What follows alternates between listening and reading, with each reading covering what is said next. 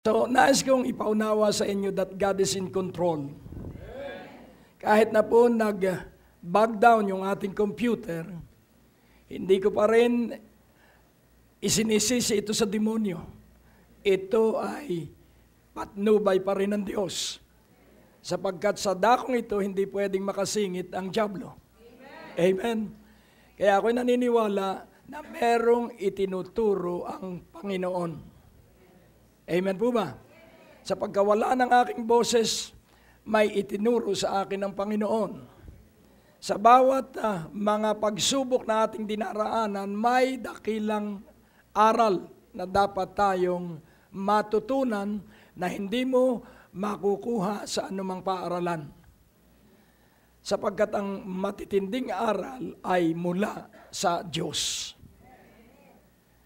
Kaya dahil po dito sa dinaanan ko pansamantala, nabago po ang titulo ng 3 huling gabi. Tayo sandali ay manalangin at titiyakin ko sa inyo na hindi kayo magtatapos ng 7 gabing ito na hindi ninyo nakamit yung itinakda ng Diyos. Alam, hindi ko rin ito alam, pero alam ito ng Diyos. Amen po ba? Sapagkat yung ating alam ay maliit. Yung nakatakda ng Diyos, mas malaki kaysa dun sa ating alam.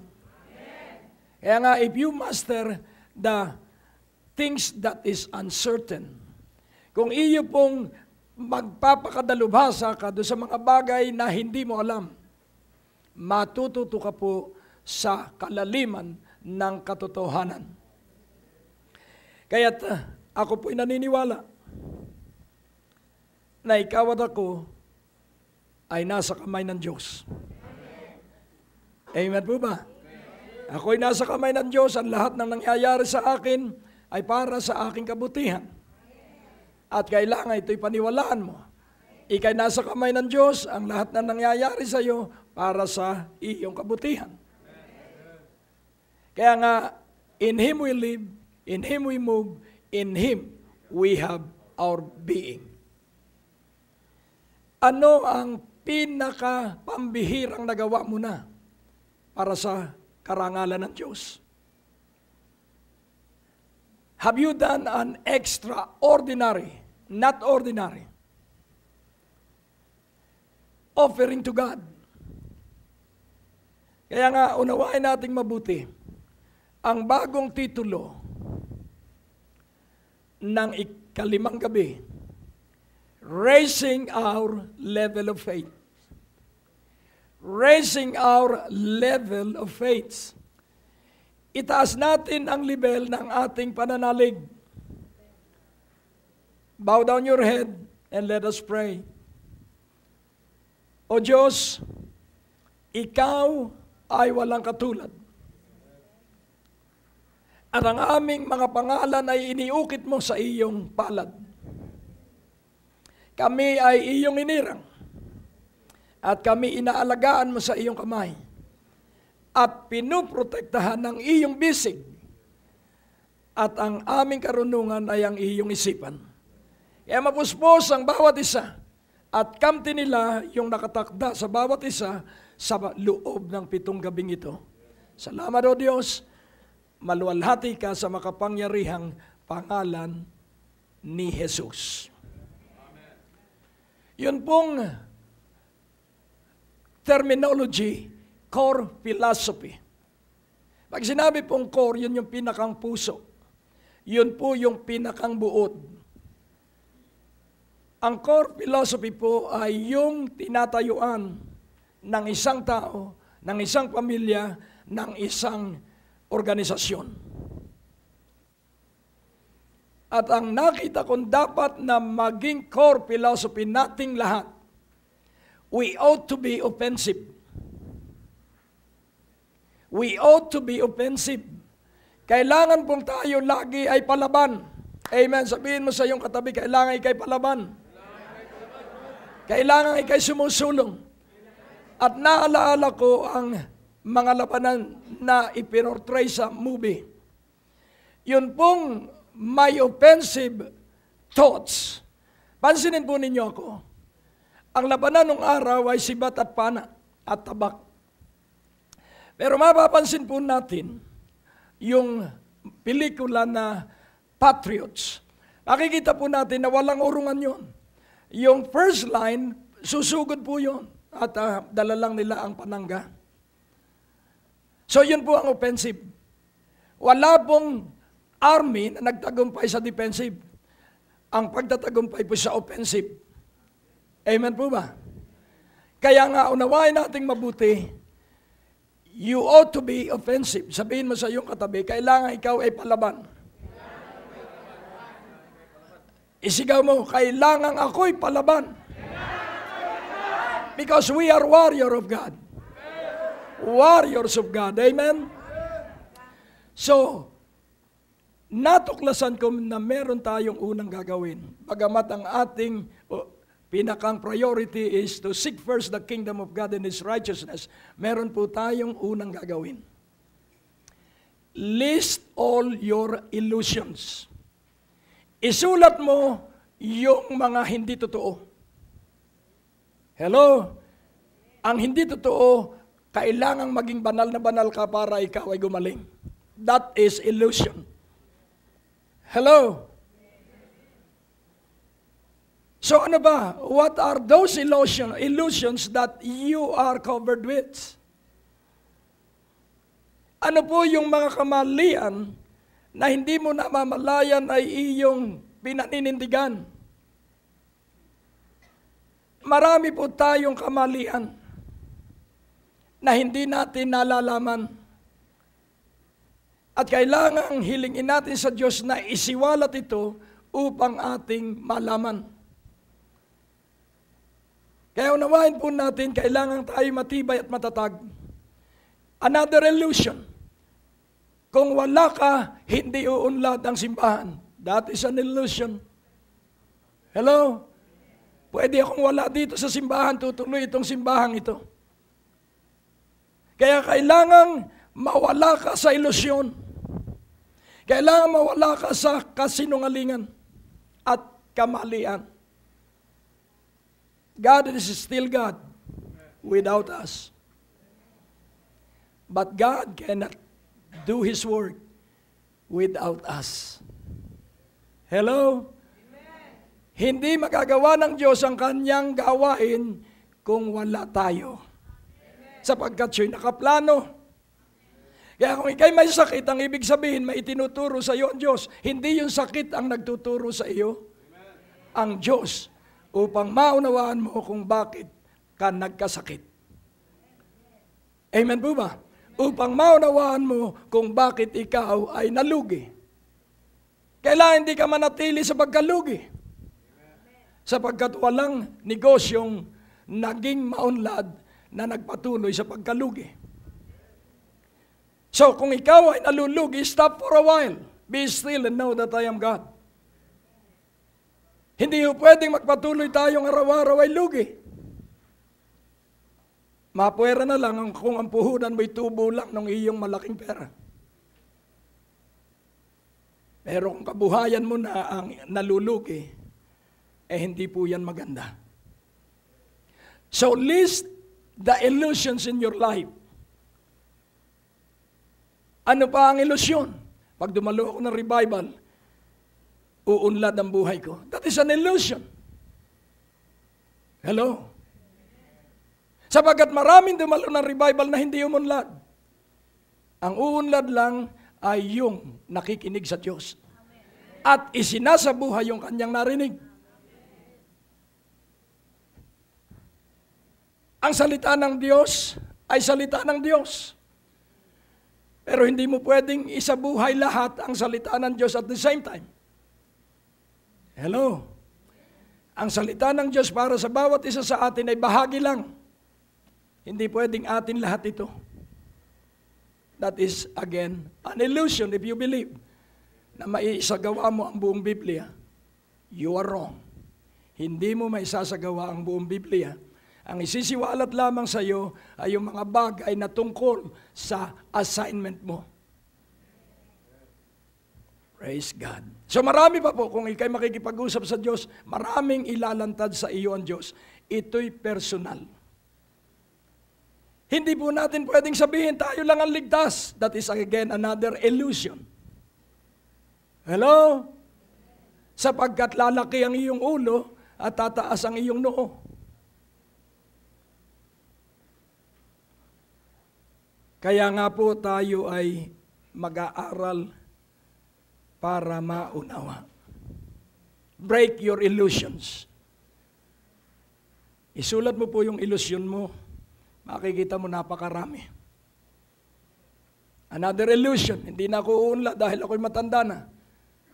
Dahil ang sabi ng mundo, life begins at 40. No? Life begins every morning that you awake. Ang buhay ay nagsisimula tuwing paggising mo sa umaga. Hindi sa edad. So break that illusion. Kaya nga kung unawain mo na dahil sa edad, manghihina ka. Another illusion is that hindi ka magkakapera dahil wala kang trabaho. That is an illusion. Sapagkat ang iniisip ng taong trabaho ay yung sweldong arawan. Pero marami kang pwedeng ipagbili. Ang talento mo ay pwede mong ipalit ng pera. Ang kuryente mo ay pwedeng ipagbili mo sa kapitbahay na walang kuryente.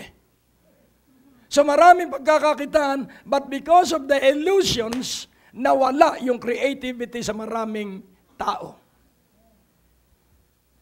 Kaya yan ang aral na natutunan ko sa pagkawala ng boses ng magdamag at maghapon. Sapagkat alam kong may tinuturo sa akin ng Panginoon na hindi ko alam. Kaya ang asawa ko ay hindi maitaas ang kanyang kaliwang bisig. At wala sa isipan ko ang masamang isipan. Ang nasa isipan ko, may ginagawa ka, Panginoon. May tinuturo ka, hindi sa asawa ko, sa akin. Hello. Hindi sa asawa ko, kundi sa akin. Kaya pag may problema kayong lalaki sa iyong asawa, ikaw ang tinuturuan ng Diyos, hindi yung iyong asawa.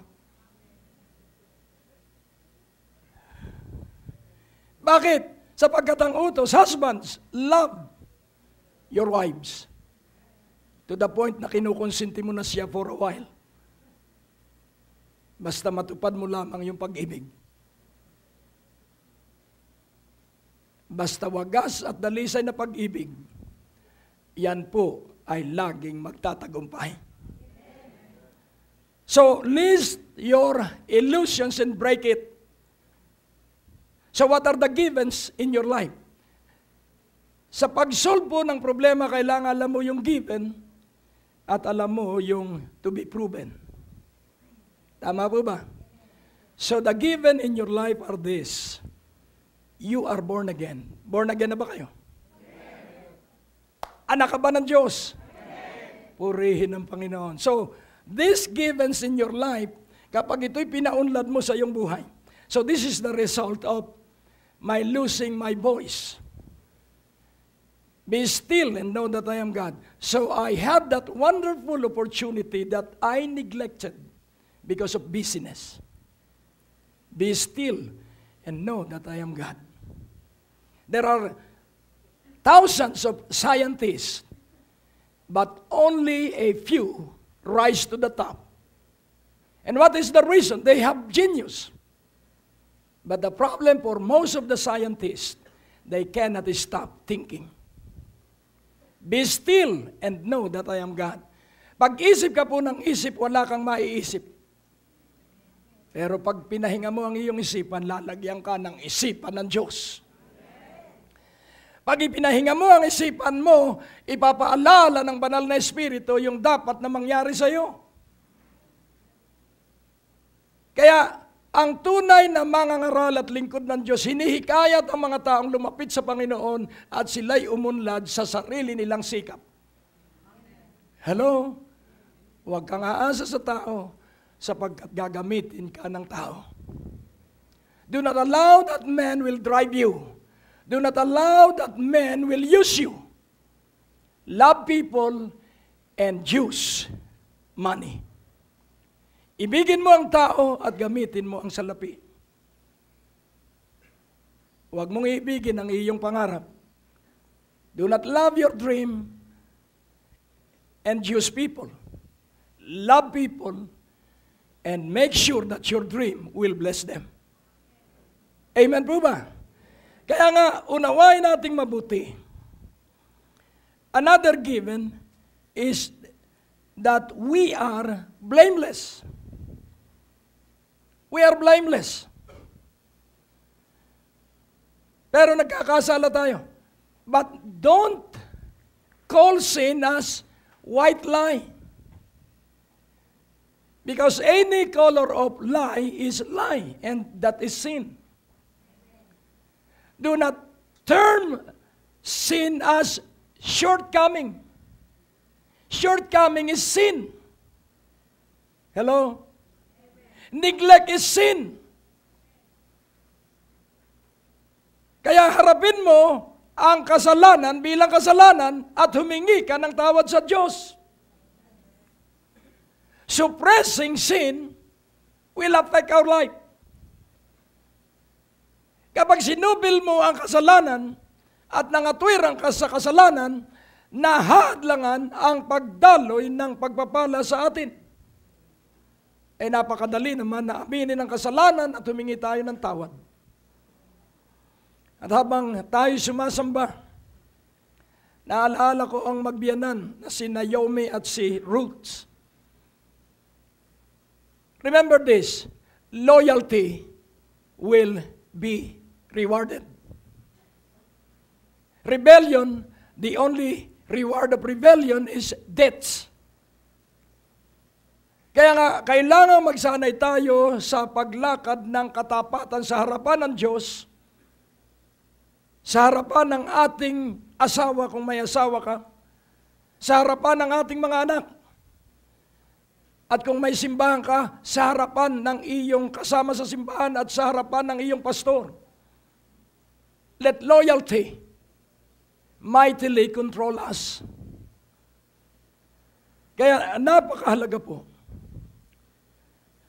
na aminin na tayo ay nagkakasala. Subalit pansinin po natin, Ruth was rewarded because of her obedience to her mother-in-law. Ano ang sabi ni Naomi? Wala na akong anak na lalaki para mapangasawa mo. At hindi na ako pwedeng magkaanak sapagkat matanda na ako. Sige na, bumalik ka na sa iyong bayan. At ang sabi ni Ruth, habang ika'y buhay, ako ay sasama sa iyo. Kung saan ka pumaroon, this is loyalty. Kung saan ka pumaroon, ako ay duroon. Kung saan ka mamamatay, doon ako ililibing. This is loyalty all the way through. Kapag nawala po yung loyalty, apektado ang ating buhay. At dahil masunurin si Ruth, may kaugalian ang mga Hudyo na kung wala man siyang anak na lalaki, dahil siya'y asawa ng kanyang anak na lalaki, pero merong mga kamag-anak ang iyong asawa. Kaya puntahan mo siya at dun ka magpakita at baka ikaw ay mapusuan. At si Boaz, ang next in line na akala ni Naomi, pero meron pa palang isang kamag-anak. At ang sabi ni Boaz, kung papayag yung aking pinsan na siyang dapat na unang magpakasal sa iyo, at kapag tinanggihan niya yon, ako ang magpapakasal sa iyo. Pero pansinin po natin, siya po ay pinagpala. Bakit? Sapagkat siya nagpatuloy sa katapatan. Loyalty.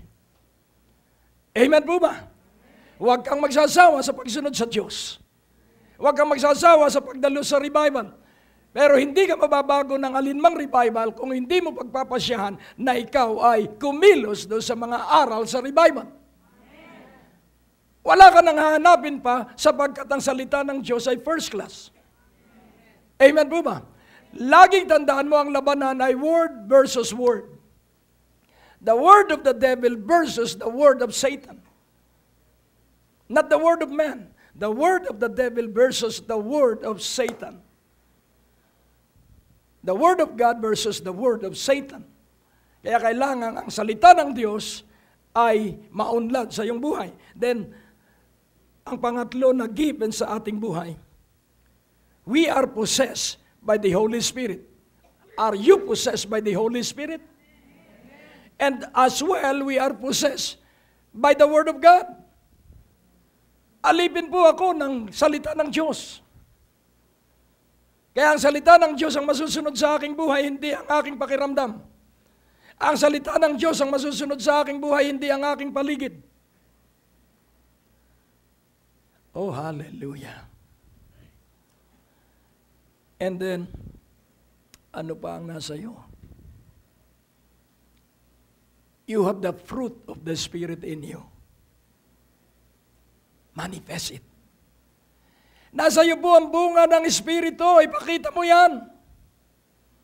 At paano mo ipakikita? Pag merong masama ang ugali. Paano makikita ang bunga ng Espiritu? Pag inaaway ka. Hello? Oh, purihin ng Panginoon. Paano mo ipakikita ang banal na Espiritu? Ang bunga ng banal na Espiritu. Kapag baon ka sa utang, hindi ka naaaburido. Hello? Do not worry about tomorrow. Stop worrying. Because worrying cannot add any single moment or addition of time in your life. Be wise. Amen? Be wise. Communication is of prime importance. Kaya 36 years na kami going 37 na mag-asawa because of communication. There were times of miscommunication, pero naiayos po yun through the years. Kahit po sa simbahan, kailangan po ang right communication. Kahit po sa negosyo, kailangan po ang right communication. And how shall you possess the rightness of communication? Through the Word. Amen? Yan as kung inyong maunawaan salita ng Diyos ang kailangang ating pagtiwalaan na tayo manindigan sa salita ng Diyos. Life begins the moment you awake each morning. And this is truth. And even while asleep, life is mightily being enhanced by the power of God. Habang tulog tayo, pinagpapala tayo ng Diyos. Kailan pinagpala si Abraham? Nung siya ay nakatulog. Kailan pinagpala si Solomon? Nung siya ay nakatulog. Kailangan ikaw ay offensive. Hindi yung nakakasira, kundi pag sinabing offensive, sinisira mo ang puwersa ng kadiliman. Ang natalang babae sa lineage o sa genealogy ng Panginoong Hesukristo ay si Tamar. Sino si Tamar? Nagkunwang prostitute. Bakit? Sapagkat sa kasalanan ni Judah, namatay ang asawa ni Tamar. Tingnan po ninyo sa Matthew 1. Pero yung hangarin ni Tamar na siya ay magkaroon ng anak sa lahi ng kanyang asawa na anak ni Judah. Nagpanggap siyang prostitute. At yung binhi ni Judah ay napapunta kay Tamar. Kasalanan bang matatawag ito? Doon po sa setting, sa panahong yun, ang may kasalanan doon ay si Judah dahil hindi ibinigay yung susunod na anak na lalaki. Kasaysayan po ito. Kaya nagsisi si Judah sapagkat siya ay mas makasalanan pa kaysa kay Tamar. Sin of commission and sin of omission, both are destructive. Ang sabi po ng James 4:17, kung alam ko ang matuwid na dapat gawin at hindi ko ginawa, ito'y kasalanan sa akin. Kaya kung alam mo ang matuwid na dapat mong dalawin ang iyong tatay at nanay at bigyan ng pera, mapapatulad tayo sa Pariseo na nagsabi na ang mga alay ay korban at hindi dapat itulong sa kamag-anak. At ang sabi ng Biblia, ang hindi tumutulong sa kamag-anak ay mas masahol pa sa mga infidel, mga di tapat, mga hindi nakakakilala sa Diyos, mga busong. Kaya kung kaya mo rin lang at kung hindi kaya, kayanin mo. Alamin mo kung sino sa iyong kapatid ang nangangailangan ng tulong. Tingnan mo ang iyong katabi. Matindi nga pala ang pagpapalan darating sa akin. Dahil nalalantad yung mga bagay na hindi ko nagagawa. Amen po ba? Oh, purihin ang Panginoon. Minsan magdadala ko ng alay. Maliit lang yung ihahandog ko. At sabi ng Diyos, pinaalala sa akin ng banal na Espiritu, bago ka mag-alay at ikaw ay merong kasamaan ng loob, ayusin mo muna yung iyong kasamaan ng loob. At huminto ako. Sabi ko, oo nga, no? Humingi ako ng tawad sa Diyos. Ang kasalanan po ay sa Diyos mo hihingin kapag sa isipan ka nagkasala. Ito po yung tinatawag na asking for forgiveness for our personal sin. If it is in the mind, it is a personal sin. Pero pag ginawa mo sa tao, ang tawag na po doon ay wrongdoing at kailangan humingi ka ng tawad doon sa taong pinagkasalanan mo bago ka humingi ng tawad sa Diyos. Yun po ang right order. Nais ko pong inyong maunawaan. Iayos natin ang ating buhay.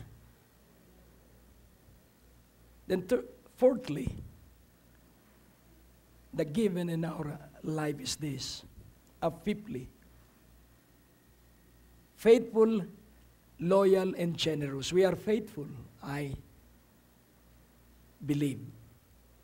You are generous, I believe. And you are loyal, I believe. And then, ang pang-anim po, you are a generous tither, you are a hilarious giver, and you are a happy offerer. Kailangan po yung attachment ng description. As tither, offerer, and giver and helper. Ngayon, babala, let this warning be upon you. You cannot win without being offensive. Hello? Kailangan pong lumusob ka. Kailangan puntahan mo po at sirain ang mga patibong at mga kuta ng kaaway. And then, what is our weapon? Our weapon is the Word of God. And what is the Word of God? Sa Hebrews chapter 4. Hebrews chapter 4, verse 12. For the word of God is quick. Yun pong word na quick ay alive. For the word of God is alive and powerful and sharper than any two-edged sword, piercing even in the dividing asunder of soul and spirit, and of the joints and marrow, and is a discerner of the thoughts and intent of the hearts. Pag nagbasa ka po ng salita ng Diyos, i-expose ng Diyos ang laman ng ating puso't isipan sa pamamagitan ng salita. At kapag ang salita ay pinangangaral, ang salitang naririnig natin ang mag-i-expose doon sa mga bagay na hindi ka nais-nais sa paningin ng Diyos. Kaya kailangan pakinabangan mo ang pagbasa ng Biblia. Kailangan pakinabangan mo ang pakikinig ng salita ng Diyos. Sapagkat ang layunin, kaya ang salita ng Diyos ay ipinangangaral ay para tayo ay magpasyang magbago. Hindi tayo mababago ng pakikinig. Ang makapagbabago sa atin ay ang pagsasabuhay. Hello? Amen? Amen. So, paano gagamitin ang ating sandata? Nais ko pong ipaunawa sa inyo na kailangan ikaw po'y maging marahas. Kailangan pong ikaw ay maging kakilakilabot sa iyong pananampalataya. Sa Matthew 11:12, ito'y paulit-ulit nating pinag-aaralan.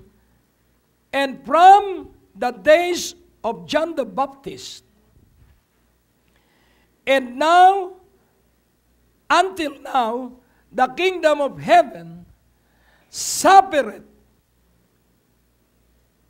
violence, and the violent take it by force. The violent take it by force. So pansinin po natin kung ano ang ibig sabihin ng take. Ang may-ari ng Biblia ay si Pastor Lino. Hawakan mo sandali, Pastor Lino, yung Biblia mo. At habang hawak niya, kinuha ko. That is taking by force what he owns. Pero kasalanan niya dahil kanya yon. Pero ang aking gustong maipakita sa inyo, yung lahat ng nawala sa iyo ay hawak ni Satanas. At ang magnanakaw kapag nahuli, 7 dobling ibabalik niya yung kanyang ninakaw. Hallelujah! So we will be violent to take from the hand of Satan all the money that he has stolen from us. Amen? All the lands that he has stolen from us, babawiin natin sa kanya. But you have to be offensive. Amen po ba? You have to be offensive. Hallelujah. So our weapon is the Word of God. And how shall we use the Word of God? By faith. By faith. So nais kong paalaala sa iyo, you are a warrior of God. Sabihin mo sa iyong katabi, you are a warrior of God. Isigaw mo at ulitin mo, hindi narinig. Malakas, malakas, you are a warrior of God. Praise the Lord. Magkakagulo sa buong Pilipinas. Amen? At lilitaw ang mga tunay na anak ng Diyos na hindi na kailangan subaybayan pa ng pastor sapagkat sila ay katulad ng pastor ay saserdote. Hello. Alam mo ba ang saserdote? You are a mediator between your family and God. Alam mo ba ang saserdote? You are a mediator between your business and God. Kaya kung hindi mo gagawin yan, kaya ang ating dapat na tinatayuan lagi at kailangan umunlad tayo rito. Huwag kang isip ng negosyo. Malulugi ka kung hindi ka mananalangin. Sa Ephesians chapter 6 verse 18. Ano po ang sabi dito? Ano po ang sabi sa iyong Biblia? Praying with all prayer and supplication. Yun po ba yung inyong Biblia? Praying with all prayer and supplication. Yun po ba yung inyong Biblia? Amen? Hindi. Ang sabi ng Biblia, praying always. Wow. Pag nawala po yung always, sira na yung talata. Ano po ba ang always? Ano po ba ang lagi? Tuloy-tuloy, araw-araw. Praying always with all. Hindi po with some, with all. Prayer and supplication. Praying is asking, supplication is pleading. To whom shall you plead? Not to Satan. To whom shall you plead? Praying always with all prayer and supplication in the Spirit, and watching thereunto with all perseverance and supplication for all saints. So tayo'y makikiusap sa Diyos, at sino ang ating ipapakiusap? All saints. Hello? All saints. And who are the saints? Yung mga kasamahan mo sa simbahan. Who are the saints? Yang katabi mo ngayon. Are you praying for saints? All saints. Pag na-miss out mo yun sa daily prayer mo, may problema yung prayer life mo. Hello. Lalo na pag na-miss out mong ipanalangin ng iyong pastor, you will receive the kind of pastor dependent on your prayer for him. Kaya masama ang ugali ng maraming pastor dahil yung mga pinapastor niya hindi nananalangin para sa kanya. At hindi rin nagkakaloob para dun sa pastor. Hello. Tahimik. Ang katotohanan nakakabingi. Pero pag iyong isinabuhay, magiging matalino ang iyong bibig. Kailan ang huling pagkakataon na ibinili mo ng bagong barong yung iyong pastor? Dati ang kulay ay yellow, ngayon ay puti na. Kaalala ba? At ang sapatos hindi na itim. Kulay puti na rin dahil kasi shine. Kaya alam mo, kung ikaw lamang po ay sensitibo. May nakita ka po ba doon sa verse 18 na watching? Watching thereunto. Nananalangin ka at tinitingnan mo kung nagiging mabisa yung panalangin mo. Kaya pag ipinapanalangin mo ako, tatalas ang aking pangangaral. At ikay matutuwa, ito yung pinanalangin ko kay pastor. At ngayon, ito yung kanyang itinuturo. Hallelujah! Matutuwa ka. At lalo kang dadalo at lalo kang magiging maalam sa panalangin dahil nakikita mo na tinutugon ng Diyos yung iyong panalangin. Amen po ba? Dahil kung hindi ikaw ang hinipo ng Diyos at kung hindi ikaw ang inutusan ng Diyos na ibili ng barong ang pastor mo, mahihipuin siya dahil ikay nananalangin. At ang mahalaga, ikay nananalangin at pinapanalangin mo ang iyong pastor. Sabihin mo sa iyong katabi, matuto ka na.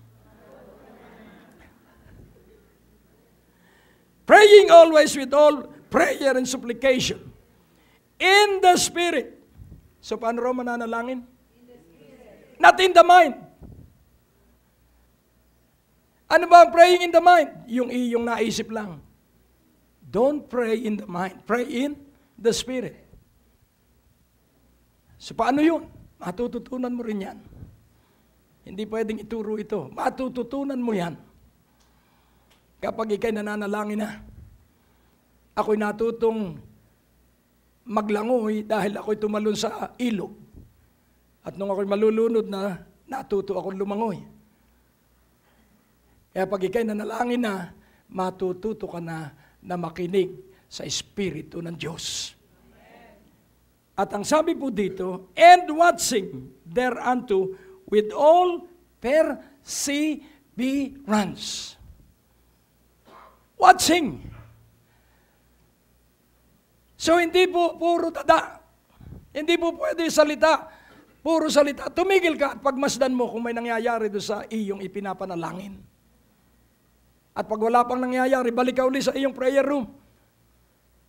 At paniwalaan mong may nangyayari na hindi pa lang nakikita. Nakukuha niyo po? Watching thereunto with all perseverance and supplication for all saints. For all saints. So, We have a lethal, destructive weapon. And that weapon is the Word of God. It is mighty. So the Word of God is mighty to the pulling down. 2 Corinthians 10:4 and 5.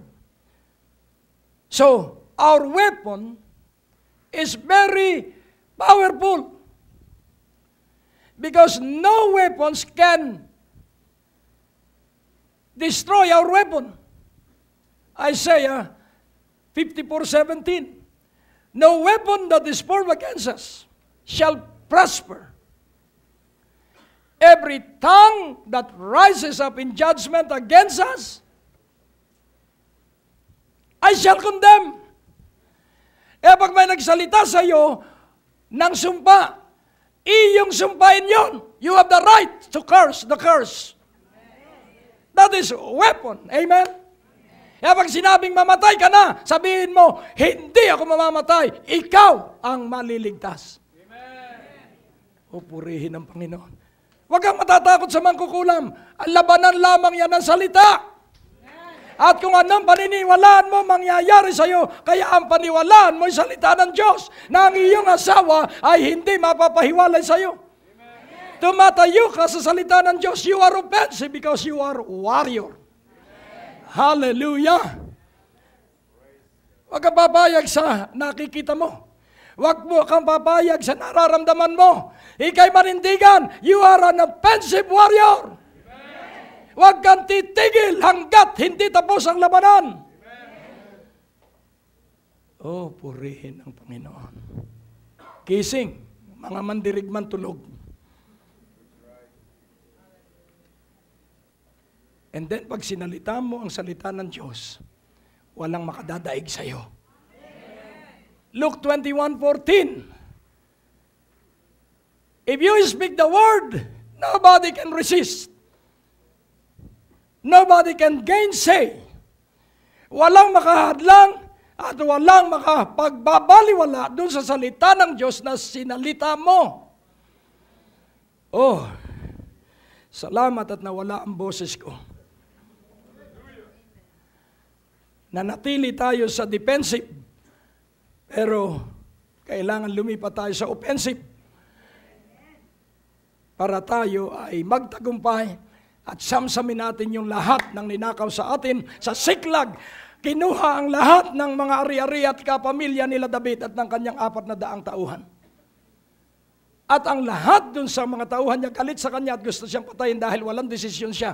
Wala siyang desisyon hanggat hindi siya nakakarinig sa Diyos. Hindi siya haakbang, hindi siya gagawa ng anumang bagay unless he hear from the Lord. So he encouraged himself in the Lord. Hindi niya tiningnan yung kanyang mga tauhan. Hindi niya tiningnan yung kanyang kapaligiran. Ang tiningnan niya ay ang Diyos na kanyang pinaglilingkuran. At walang nakapagbuhat ng bato. Because when you are focusing on God, God will control all the surrounding. Amen! Ang Diyos ang pipigil sa iyong kapaligiran. Oh, purihin. Because the battle is not yours. It's Him. So harden not your heart. Amen po ba? Anong sabihin ng Panginoon? Pursue, overtake, and collect. Hello? At kapag narinig mo ang boses ng Diyos, gagawa ang Diyos ng paraan. At may isang tauhan, yung mga marauders, na naiwan dahil may sakit. Diyan ka na. May sakit ka, mamatay ka na lang. At inabutan nila David, at siya ang nagturo ng mabusog. Nandun po sila. So the time that you obey God, He will direct your attack. The moment you obey God, doon po kikilos ang kanyang pakikialam sa iyong labanan. Amen po ba? Huwag kang aasa sa tao. Huwag kang aasa sa tao. May isang kapatid na laging pumupunta sa bahay. At ang sabi niya, makukulong ang kanyang mister. At ang sabi ko, bakit? Dahil yung kanyang utang sa credit card na matagal na ay sinisingil na siya. At lumaki na yung kanyang utang. At nahatulan na ng walang hearing yung kaso. Ano ba naman ako'y nakatayo sa bus dahil dinadalangin ko. Nagkukwentuhan yung sheriff. Walang tao pero bukas, lilihapin natin yung lahat ng nasa bahay. Tayong dalawa, sabi ng sheriff, tayong dalawa ang magsusubasta. So halimbawa, tawaran mo yung television ng 100 piso. Ganun po ang samsaman. At ang sabi ko doon sa kaibigan kong abogado, tulungan mo nga itong ating kapatid na ito. Sasamsamin na ng sheriff. Bakit ipinarinig ng Diyos yung balak ng dalawang sheriff? Dahil idinadalangin ko sila at lumapit sila sa akin at ipinaalam ng Diyos yung balak ng kaaway. At nakapag restraining order at nabaliktad yung kaso at yung credit card pa ang magbabayad sa kanya. Hallelujah! Because without due process, iprinases nila yung kaso. At bakit binaliktad ng Diyos? Dahil may Diyos. May Diyos! Amen! Oh, purihin ang Panginoon. Kaya nga po, dahil ikaw ay nasa ikalimang gabi na, our mission is to seize the victories Christ has won. Our mission is to seize the victories that Christ has won. Kaya tayo ay more than conquerors. Greater is He that is in us than he that is in the world. So tayo po ay magtatapos sa 5 uri ng pananalig. Sa akin pong pagsisiyasat, meron pong 5 uri ng pananalig na itinuro sa akin ng banal na Espiritu. At ito ay akin pong dinescribe or kinaracterize. Number 1 is offensive faith. Always remember that we were saved by grace through faith. Therefore, we shall receive healing by grace through faith. Therefore, we shall be able to break on our debts and manage our finances by grace through faith. Kailangang makalaya ka. At nang sa gayon, magkaroon ka ng pagkakataon na magsama sa revival ng maraming tao sapagkat ikaw ay lumaya. Amen. May narinig akong patotoo kagabi na may 3 seaman na umattend dito. At doon sa kanilang pagdalo sa deklarasyon, nakaalis po lahat yung 3 seaman. Bakit? Sapagkat sila ay naniwala. Amen. Hallelujah. So, offensive faith is your eyes always focused on victory. Ang offensive faith po ang iyong mga mata ay nakatingin lagi sa tagumpay, hindi sa kabiguan.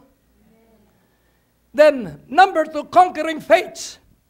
Determination to sow fear to the enemy. Ika'y matapang na sisidlan mo ng takot ang dyablo. Hindi ikaw ang sisidlan ng dyablo ng takot. That is conquering faith. Then thirdly, dominion faith. Ruling with power and authority. In the name of Jesus, in the name of Jesus, by the authority of the power of the name of Jesus, I bind you, Satan. And then fourthly, reigning faith. Creating and enforcing and sustaining peace. Hallelujah. So, idideklara mo sa iyong bahay, sa iyong negosyo, na may kapayapaan. Because you have reigning faiths. And then fifthly, marauding faiths. What is marauding? You are plundering the territory of the devil. You are plundering the territory of the devil. You will be taking all those he has stolen from you. At will. Because you are anointed with the powerful anointing of the Holy Spirit. So in closing, what are you going to do? Number 1, make your prayer sharply pointed. Ang panalangin po ay parang palaso. Patalasin mo ang dulo ng iyong panalangin. Sharpen the point of your prayer. Number 2, always outmaneuver Satan. Laging iyong talunin ang diablo. And then thirdly, be passionate and persevering. Pray, study, act. Pray, study, act. And then after acting, fast, pray, act. So pray, study, act. Fast, pray, act. Manalangin, mag-aral, at isabuhay. Magayuno, manalangin, at isagawa. At matutuklasan mo na sa loob ng 50 araw mula sa katapusan ng 7 gabi. Sisiwalat ko kung anong gagawin ng Diyos sa inyo sa loob ng 50 araw after the 7 nights. Ipagsabi mo at magsama ka pa ng marami. O Diyos na dakila mang makapangyarihan, nakatakda sa mga pinili mo at hinirang. At merong katibayan para maangkin nila yung 50 araw na matinding gagawin mo sa bawat isang naririto. At ibibigay ko sa kanila yung katibayang yon na laging makikita nila araw-araw sa loob ng 50 araw. Maluwalhati at maparangalan ang banal at dakila mong pangalan, sa pangalan ni Jesus at ang lahat ay nagsabi ng Amen! Hallelujah! So awitin po natin, to God be the glory, to